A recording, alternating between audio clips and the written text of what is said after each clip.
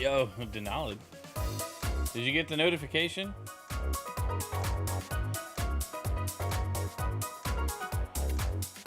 Welcome back. You did! Let's go. I'm also doing vertical on Twitch today. I reconfigured some stuff and it looks like it's a lot more stable than the last time I tried to do Twitch vertical. So, Welcome back. I was ready, but the poor Wi-Fi got me. Interesting. Well, if you're on mobile, let me know if you can see the vertical stream.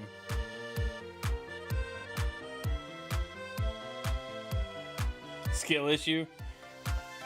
It's doing the rotating thing. Is that good for you or bad? Do you not like that? I mean, you're mostly an audio first guy anyway.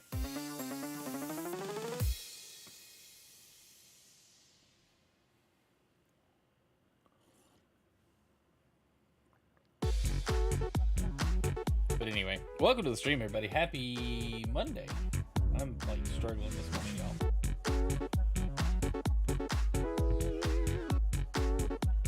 It's cool. That's good. Glad it's cool. It's cool. Oh yeah, I should probably pull the other chats in. Refresh.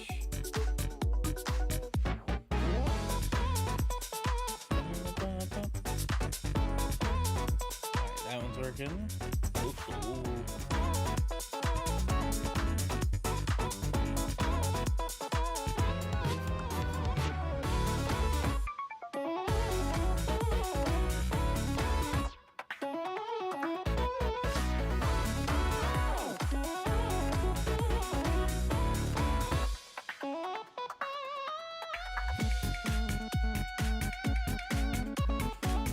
Pretty awesome.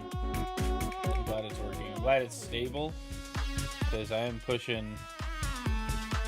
Well, I'm actually reusing several encoders, so it's not hitting my GPU as hard. Maybe, I don't know.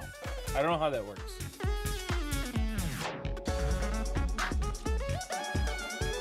I'm curious. Yeah, I guess it's using a lot less of the video encode than it was. That's good.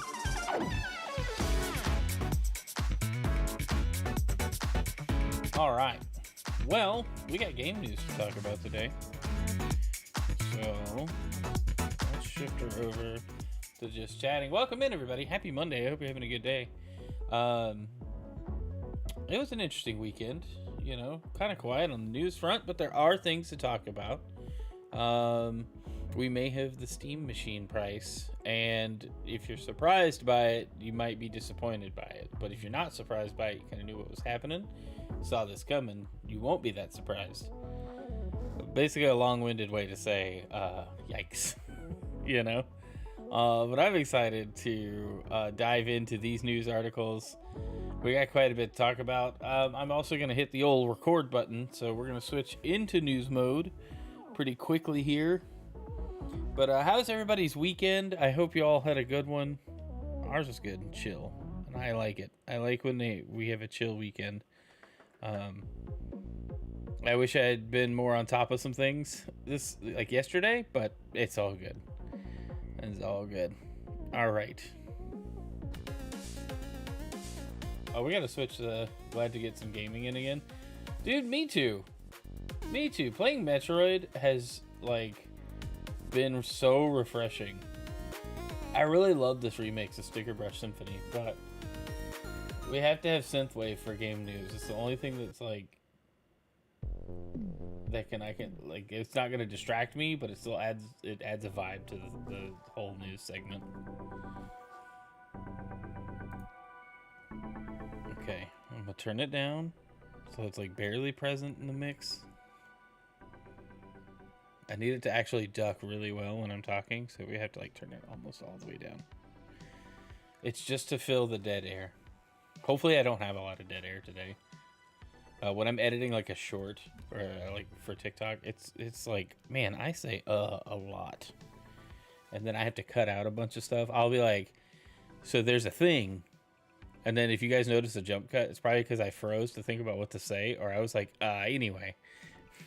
So, behind the scenes there, a little tidbit. All right, I'm recording now. Make sure that's on the right thing too.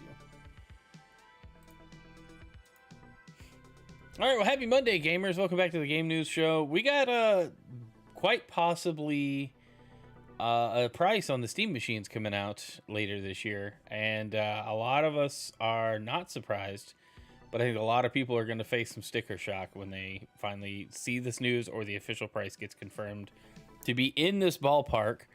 What else do we have? We got, well, some Pokemon news and Legos. I'm only covering it because it's Pokemon, but also, who doesn't love Legos? But yeah, let's talk about that. And then GameStop makes a bold move at the beginning of the year. And I don't know who all's affected by this, but I'm kind of worried that my area is affected. But anyway, let's jump in right with our first article. We got the Lego Pokemon sets up for pre-order. They look phenomenal, except for the price, but let's not jump to the price just yet. Let's enjoy just looking at like the Lego Pikachu set. Looks great. This Kanto starter set is just, you know, fantastic. Eevee, adorable. Love it. I would love to build this set. And then Kanto Region Badge Collection. I love it. This is cool. This is a pre-order bonus. It's free if you get the Kanto starters. Dan, thank you so much for that sub. Vertical is sick. Dude, let's go. I finally got it working right. But anyway, this badge set is free if you do the Kanto starters. But hey, let's talk about the prices because it's Lego and you know it's going to cost a lot. The Pikachu and the Pokeball set, $200. $200p. Like, that's a lot. That's a lot of Poké dollars. Venusaur, Charizard, and Blastoise set, the Kanto starter set. You're not ready for this. $650. And the Eevee is $60. The badge case is free, though. You spend $650, you get a free badge case set. And they have some Wario64 provided all this. Pulled all this probably from the Lego site. That badge case set is so awesome. I would buy that on its own. But yes, those prices are absurd. You guys are not ready for these Lego sets. Nobody is. Who's paying? And this is gonna get scalped. I need you guys to know. This is going to get scalped and like tripled or some crazy garbage. Like I was a little shocked. Like I was talking about sticker shock on the Steam machines. We haven't got there yet, but that is a shocking price because this set looks cool. 6,838 pieces.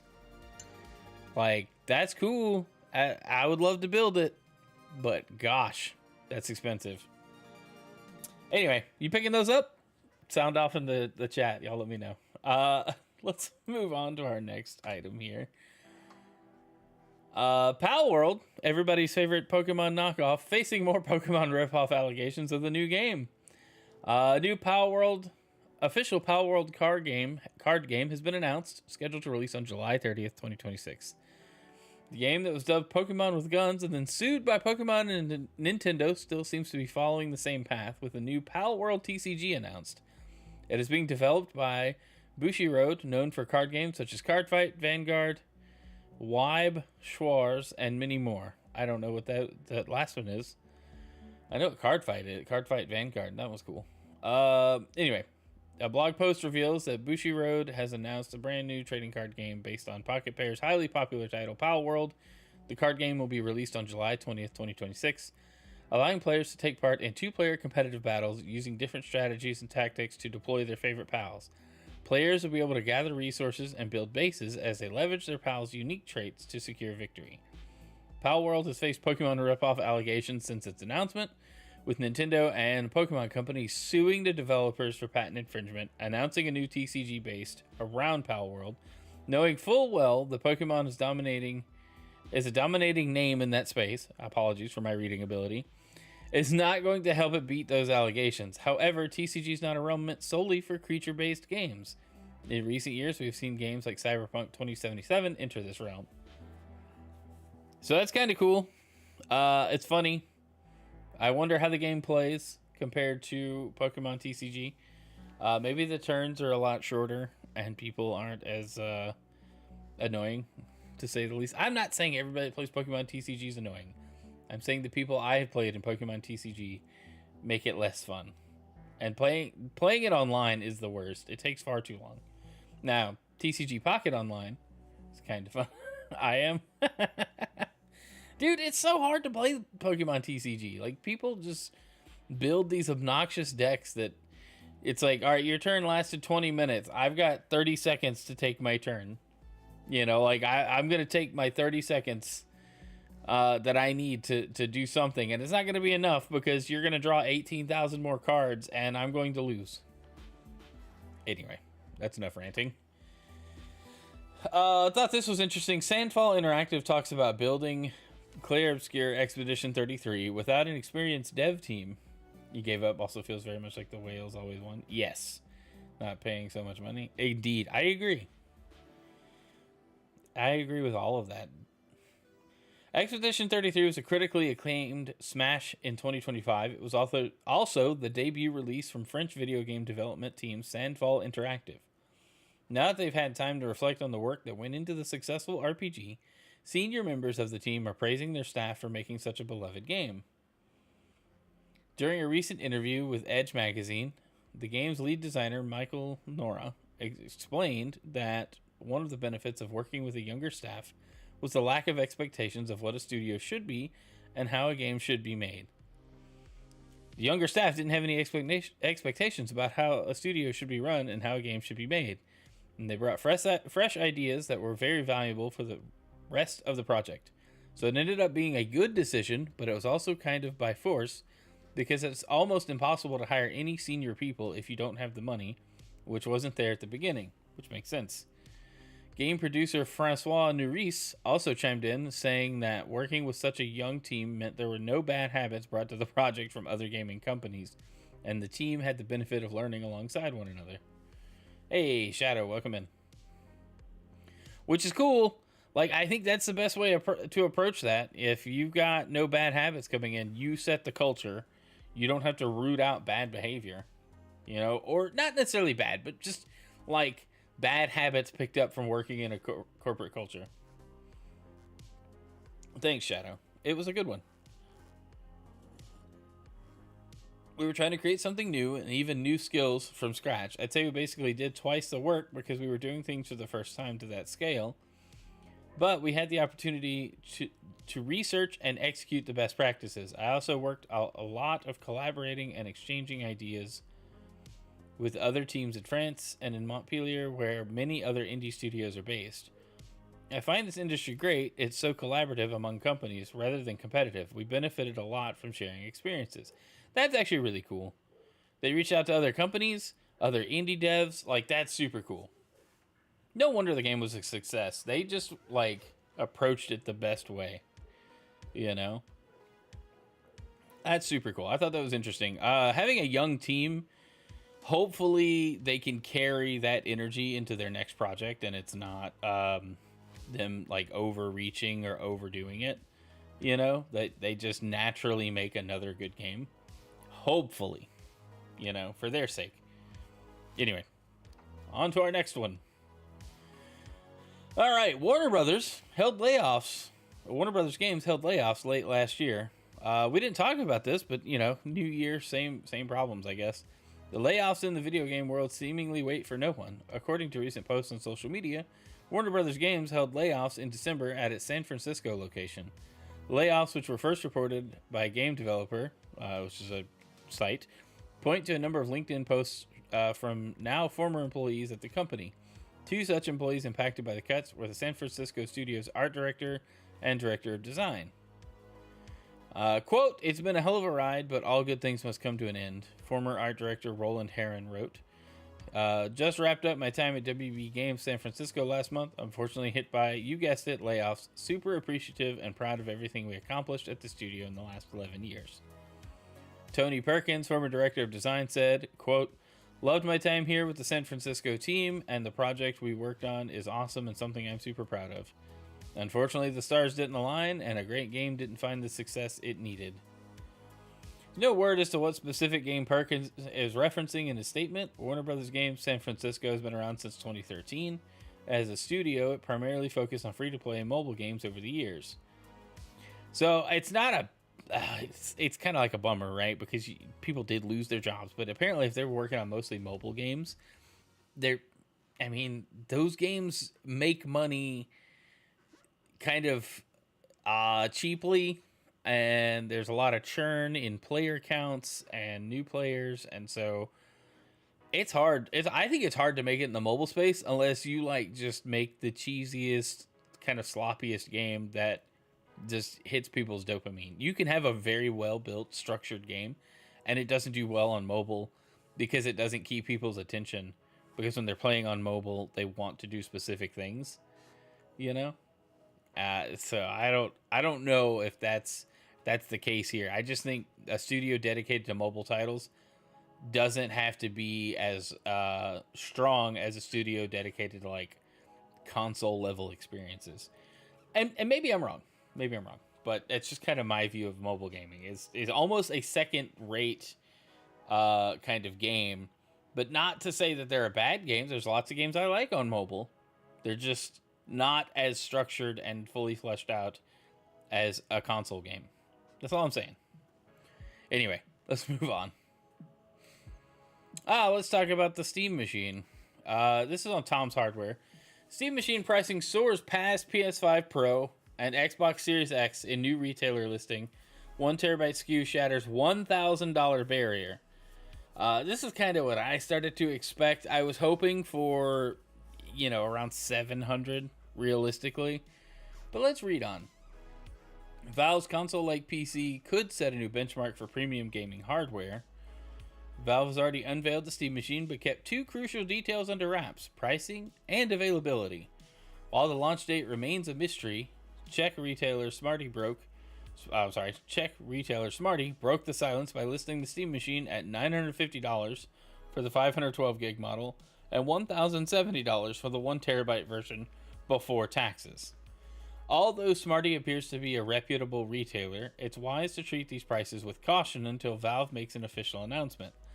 As the Redditor who discovered the listings point out, the Steam Machine price tags weren't publicly visible. They were hiding within the website source code, which, you can get to any website source code by pressing F12 on your keyboard. So it's not like any hacks or anything happened. Meanwhile, Hajadan, a Czech user on X, discovered that Alza, one of the largest retailers in the Czech Republic, has also listed the Steam Machine at prices similar to Smarty. While the two discoveries lend some credibility to the numbers, they could be placeholders or estimates, so we still recommend you throw some salt over the listings. As a retailer, Smarty's listed prices naturally include the store's markup, which means they'll be higher than Valve's direct pricing. For context, the Czech store sells the Steam Deck OLED 512 gig version for $632.96 pre-VAT, while Valve offers the same configuration for $549. It suggests that Smarty applies roughly 15% markup to its products. If we apply the same logic to the Steam Machine, US prices might be closer to $826 for the 512 model and $930 for the 1TB version. That's a notable difference, and it could make Valve's official pricing slightly more palatable for potential buyers. Not that much. That is slightly better. We can't argue that. And personally, I think I would want to go for the 1TB model if I were getting one. And I'm still very interested in getting one for dual stream PCs. Dual stream PC setup, dual PC streaming setup. What am I trying to say? Anyway, that's what I would want one for my own personal need. But I also would probably move it to the living room every once in a while. I would always have the biggest model. I agree. That's why I bought a Series X. I wish I could have gotten... I guess I still could, but I just don't see the benefit right now in buying a PS5 Pro. I do want I kind of want a PS5 Pro, but I don't want to pay those prices for it. Like right now is the worst time to buy hardware in any capacity. Everything is marked up way too high, and this is going to be another victim of current market conditions, right? Let's read on. While some may not consider the Steam machine to be a true console, Valve intentionally designed it to deliver a console-like PC experience. It makes comparisons to the latest gaming systems, such as the PlayStation 5, PS5 Pro, and Xbox Series X. Both relevant and compelling. If Smarty's leaked prices are accurate, the Steam machine could be 50% pricier than a PS5 with a disk drive, and up to 27% more expensive than an Xbox Series X 1TB model with a disk drive, which has gone up so much in price that it makes you really wonder, like, is the Steam machine really like going to be that much more expensive? That's a substantial premium for PC gaming in a console form factor. Unlike traditional console makers, Valve won't subsidize the Steam machine. In other words, it won't take a loss on hardware to boost game sales. Instead, Valve will price the Steam machine like a standard gaming PC, which makes sense given that it's essentially a small form factor system masquerading as a console. The Steam machine is launching amidst a global NAND shortage, which has significantly driven up prices for storage and memory, which is why we're seeing this price at this level right now. Both critical components for Valve's console PC hybrid. Even if Valve wanted to keep prices low and limit profit margins, rising component costs make that virtually impossible. If we were betting, we'd wager the ongoing NAND shortage is the main reason Valve hasn't committed to a price or release date for Steam Machine, despite revealing it in mid-November of last year. Valve has hinted a possible Q1 2026 launch for the Steam Machine. Now all eyes are on the company to see if it can deliver on schedule. So, yes, where do we go with this? This is kind of in the ballpark of what a bunch of us were thinking. GameStop have any trade-up deals? I don't know. I don't even know if they will carry the Steam machine. Does anybody have any trade-up deals? Like, if I were to sell, like, a Series S, it would be, like, a couple $100 maybe. Maybe 150 off, but still be better than not. But I don't know. Like, is it worth it? It could be. I'm still skeptical about the $1,000 price point. It's not that surprising, but I think it'll come in at just under. $950 might be the price, $900 for the 1TB version, but I could see it easily being $1,000 and Steam not batting an eye, just going, hey, it's market conditions are doing it, not me, and this is kind of a bummer if it's that much, but is it going to be worth it? I don't think any hardware is worth it right now. Everything's too expensive. We're going to see phones and stuff this year going to be hard to get a hold of. We might see the Steam machine delayed, depending on how many units they can get produced over this next year. Who knows, honestly.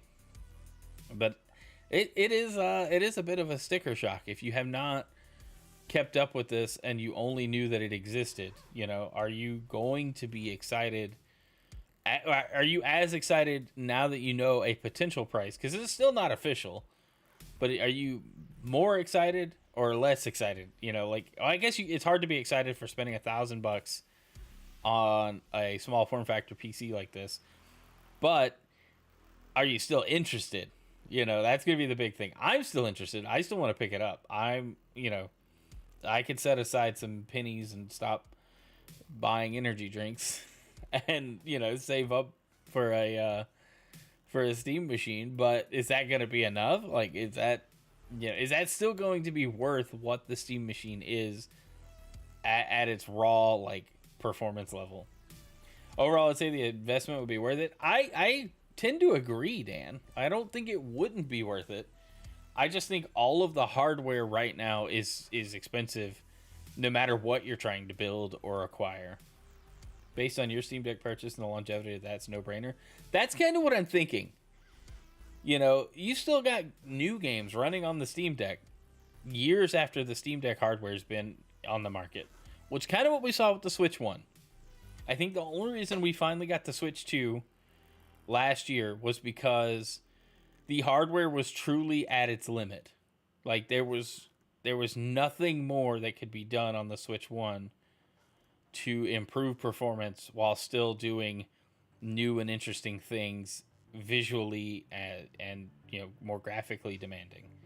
And I think once the Steam Deck gets to that point, which is close, I would imagine it's close. It's gonna be there. We'll get Steam Deck 2. I think this is going to prove that as well. This will last a long time, and even that's the beauty of this though. Even when the Steam machine is obsolete for gaming, it's still a PC. It could still run basic PC stuff.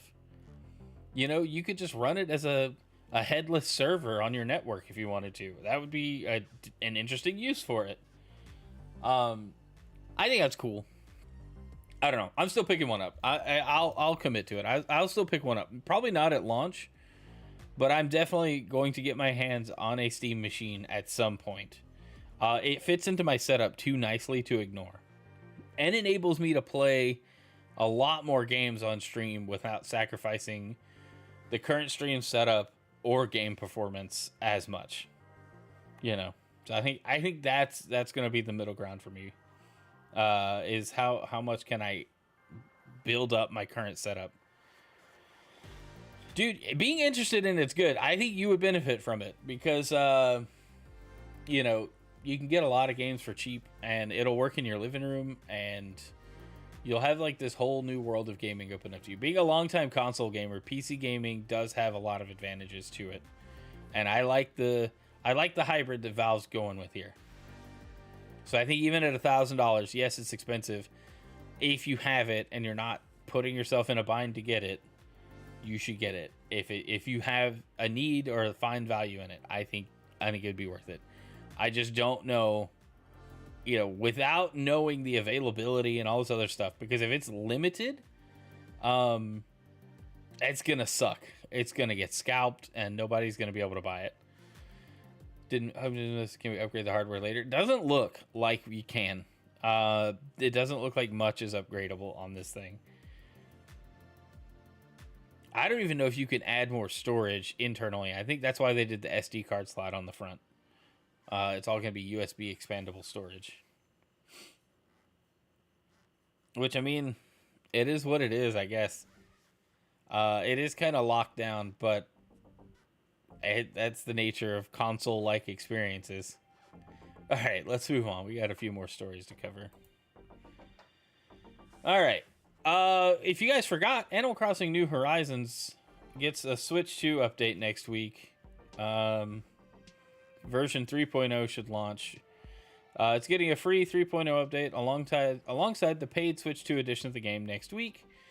There's some additional free enhancements for Switch players who revisit the game on the Switch 2 but don't purchase the upgrade. This is now highlighted on Nintendo's free updates page for existing Switch games. It notes how the original Switch version of New Horizons will get a visual update, optimizing visuals on the Switch 2 display and improving the image quality. So that's like the free update path for Animal Crossing on Switch 2. I'll probably pick up the upgrade for Switch 2 edition for $5 and play it. I was trying to decide if I want to do a new island or not. I don't think I will, but the question still stands. But yeah, in a few days, we'll get the January 15th. Animal Crossing is getting updated. So if you've put it down and you got a Switch 2, check it out. Even if you haven't gotten a Switch 2, the 3.0 update does add a bunch of content and might be worth checking out. So do that. All right, let's move on.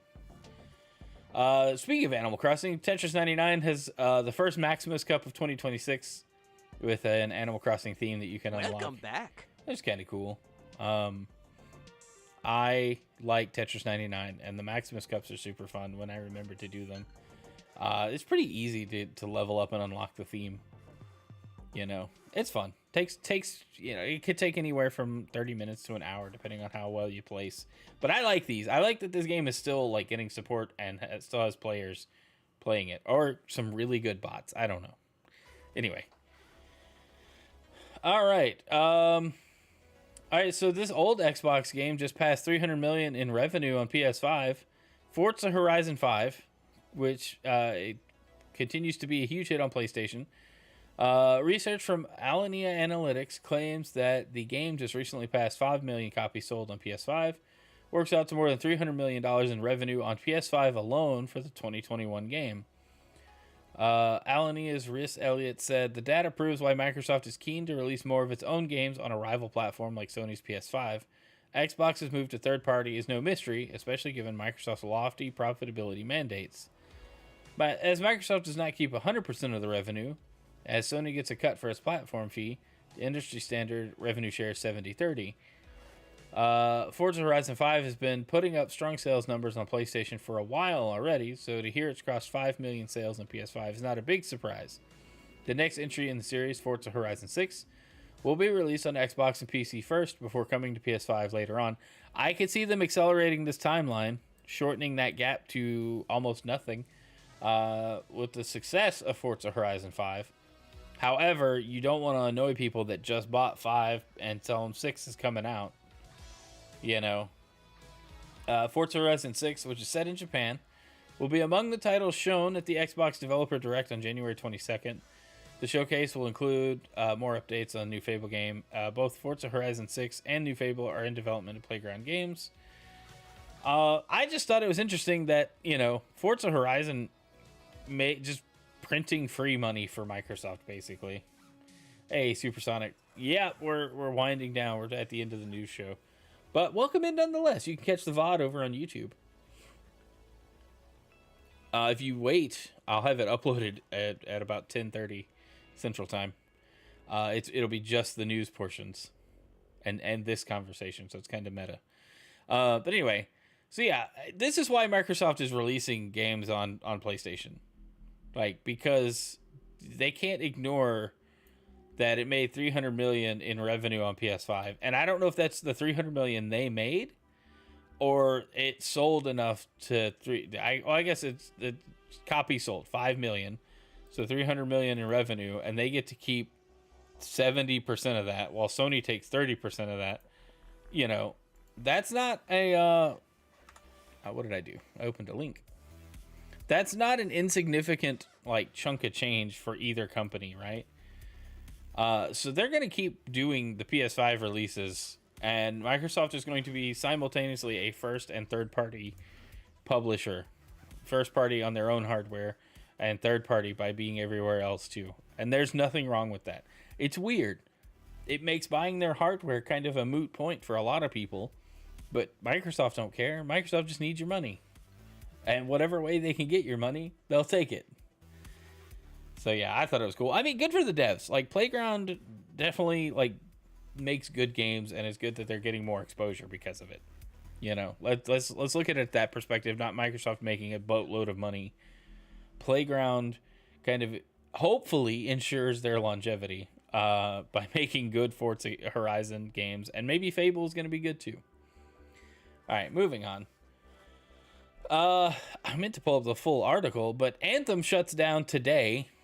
People were playing it. I played a little bit of it back when it hit Game Pass or EA Play, and I really wish this game had gotten a second chance. The article says a sad end to a sad story. Fond Anthem farewells begin as BioWare's Destiny-like game reaches last day of operation. At some point today, EA will turn the Anthem servers off, rendering BioWare's multiplayer online shooter inaccessible and unplayable, presumably forever. And fond farewells have already started to pour in. Incidentally, the exact time is unclear. All we have to officially go by is today's date, 12th January, and as of this morning, the game servers were still active for me. Presumably, that means they'll remain up until the end of the day, until the clock strikes midnight. But midnight in which time zone? Best guess would be Pacific time, and that's the time zone EA's Redwood City, California headquarters is located in.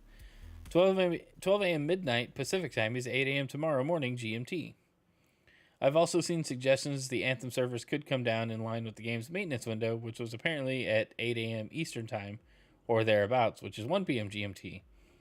I'll keep an eye on it and try to clarify with EA. Yeah, that's fair.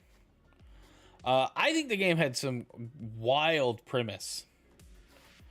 You know, I loved the concept. Hey, everybody gets an Iron Man suit. It's a shame that it didn't get a second chance. Maybe that second chance was wasted. I don't know. But I really liked what the game had to offer. I only played, like I said, I only played a few hours of it. And I was by myself, but I wanted to play more. There was other games I was also playing, which is maybe why it did so bad. Other games were doing it better. But I wish it had a second chance, a second wind on current hardware.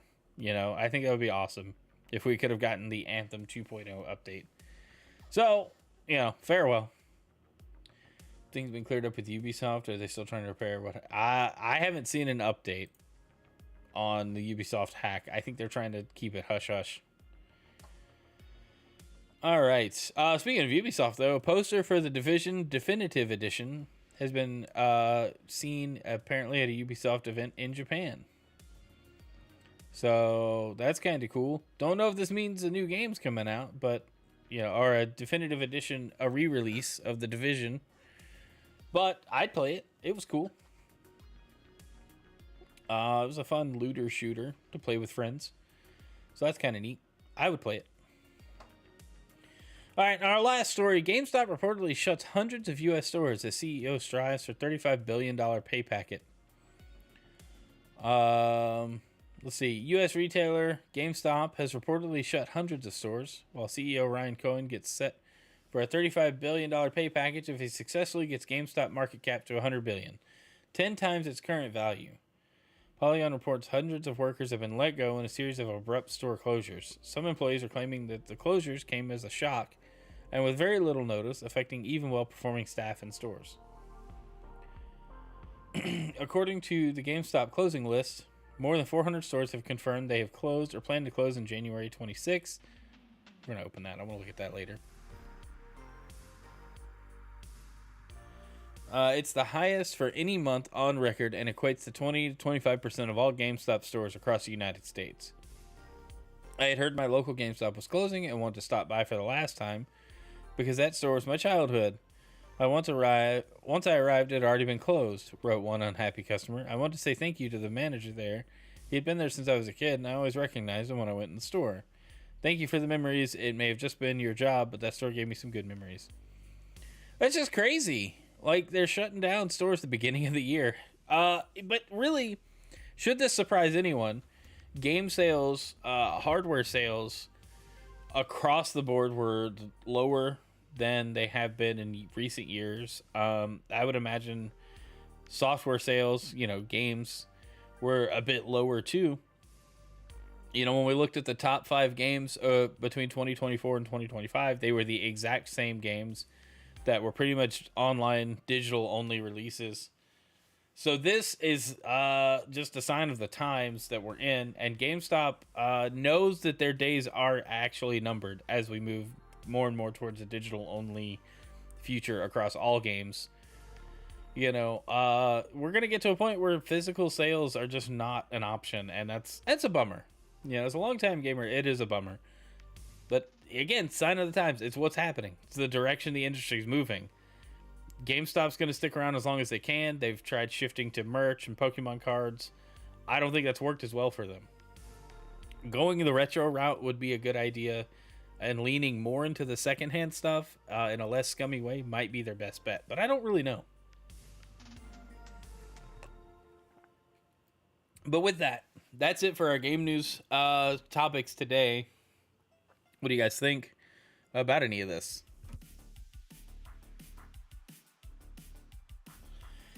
But yeah, that's it. I'm going to wrap it up here. If you're watching after the fact, thanks for being here. It's awesome. The support has been great. I love that you guys have been enjoying the morning news shows. But yeah, I'm going to go edit this now and post it up for a VOD format for you guys, and it'll be good. Thanks for watching. Be sure to subscribe, comment, and such. And yeah, thanks. That ending was terrible. I hate ending recordings while I'm still alive because it's like, I don't know what I'm doing. But the good news is vertical streaming on Twitch worked really well today. So if you're watching that way, I appreciate it. That's super cool.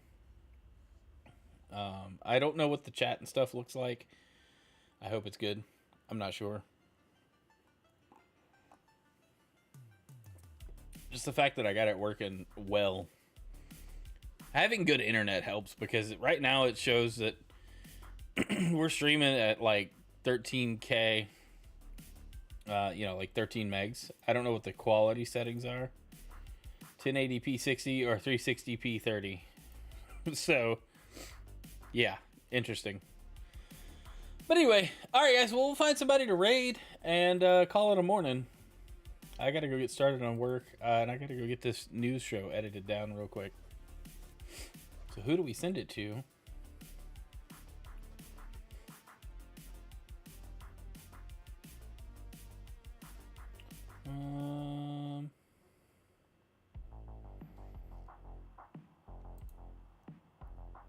No, it says it's a replay.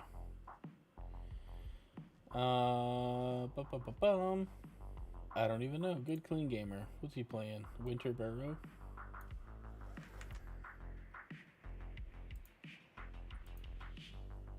The source in my local name. What's in your attic? Many cool things are like Funko Pops. Let's see. I'll have to chat again. Maybe game news mode is active. Are we? Did I get my button swapped around? I guess I did. Interesting. See, that's cool. Welcome back. We have a store here called Game Exchange, and it's a chain across some of the southern states. I know that there's a lot of them in Texas, and we're getting them here in Louisiana, all over. And it's kind of a cool store. They have a lot of stuff. They've branched into Funko Pops and a lot of like figures and statues and stuff. They also have a lot of Gundam models, and I'd like to go get a few to build. When do I have time to do that? I haven't built the Lego sets we've got. I gotta find time to do that on stream. Anyway, love you guys. Thanks for hanging out. Go tell Good Clean Gamer I said, hey, I'm gonna raid and run, so I'm gonna drop a lurk in his chat after the raid. But y'all have a great day. I like the you never know what you'll find kind of stores. Same, Supersonic. Same. All right, see ya.